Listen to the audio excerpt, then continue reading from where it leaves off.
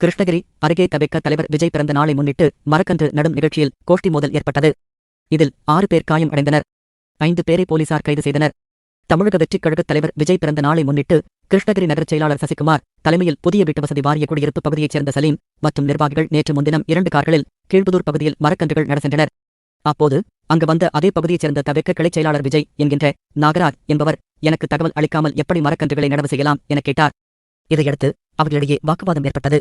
தகவல் அறிந்து அங்கு வந்த புதிய பாஞ்சாலியூரைச் சேர்ந்த தபு என்கிற தப்ரீஷ் உள்ளிட்ட தபெக்கவைச் சேர்ந்த 10 பேர் நாகராஜ் மற்றும் அவருடன் இருந்தவர்களிடம் தகராறில் ஈடுபட்டனர்.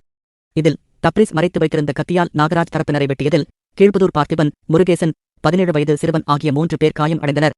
இதனிடையே இந்த மோதலை பார்த்த கீழ்புதூரைச் சேர்ந்த இளைஞர்கள் சிலர் தப்ரீஸ் வைத்திருந்த கத்தியை பறித்து திருப்பித் தாக்கியதில் தப்ரீஷுடன் வந்த கிருஷ்ணகிரி ராஜாஜி நகரைச் சேர்ந்த அருண், ஹரிராம், பார்வதியார் நகர் சஞ்சய் ஆகிய 3 பேர் காயம் அடைந்தனர். மோதலில் சலீம் வந்த காரின் கண்ணாடி முற்றிலும் உடைந்து சேதமடைந்தன. காயம் அடைந்த 2 தரப்பினரும் கிருஷ்ணகிரி அரசு மருத்துவக் கல்லூரி மருத்துவமனையில் சிகிச்சைக்காக அனுமதிக்கப்பட்டனர்.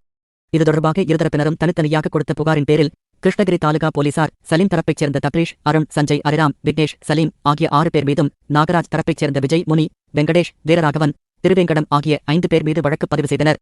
மேலும் இருதரப்பிலும் விக்னேஷ், சலீம், விஜய், முனி, வெங்கடேஷ் ஆகிய 5 பேரை கைது செய்தனர். மேலும் தலைமறைவான சிலரை தேடி வருகின்றனர். இந்த சம்பவத்தால் அங்கு பரபரப்பு ஏற்பட்டது.